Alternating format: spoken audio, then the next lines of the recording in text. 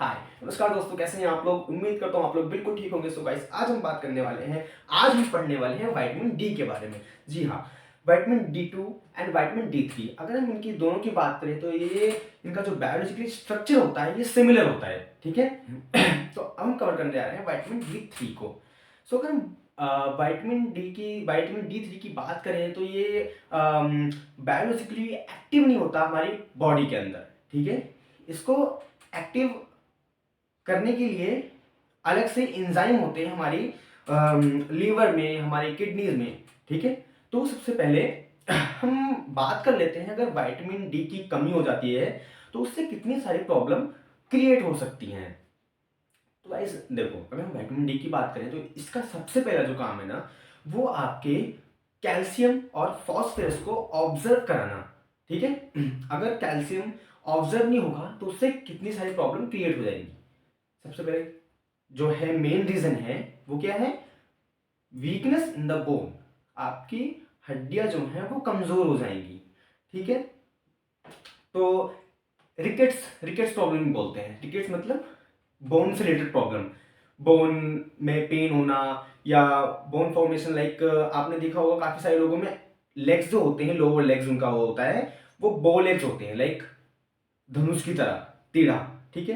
तो वो कहीं ना कहीं इस कारण से भी होता है। अगर आपको सेक्शन नॉन में कैल्शियम नहीं मिल रहा, आपकी बॉडी कैल्शियम ऑब्जर्व नहीं कर पा रही है, तो वहां पे ये सारी प्रॉब्लम क्रिएट होती हैं।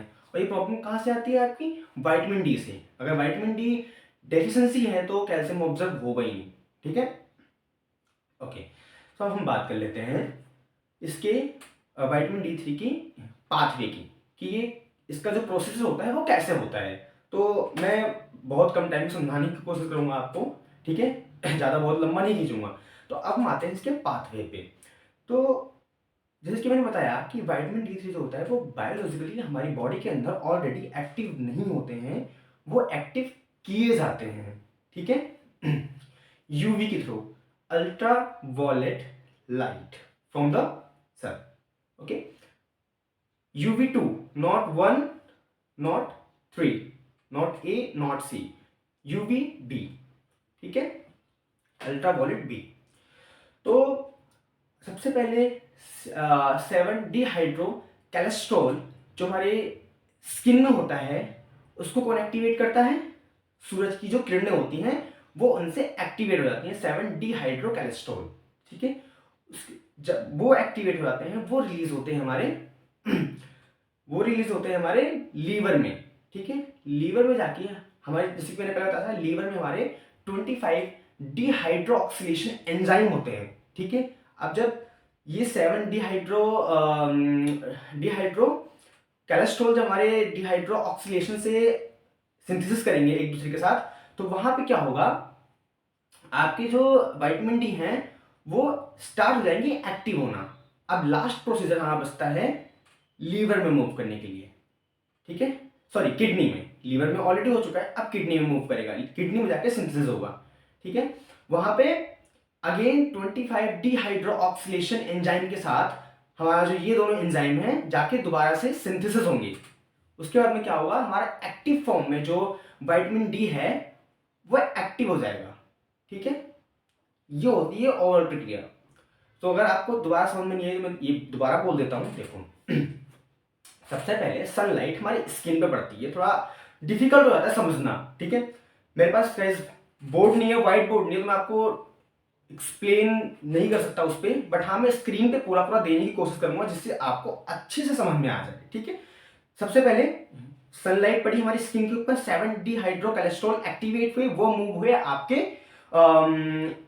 लीवर में। लीवर में जाके वो वहां पे सिंथेसिस होंगे आपके 25 डिहाइड्रोक्सिलेशन एंजाइम के साथ, ठीक है। ये दोनों का मिक्सअप हो गया, now move into your liver, ठीक है। वहां पे भी हमारे 25 डिहाइड्रोक्सिलेशन एंजाइम है, वहां पे ये सिंथेसिस होने के बाद एक्टिव फॉर्म में हो जाता है, जो कि हमारी बॉडी विटामिन डी को यूज करती है, ठीक है।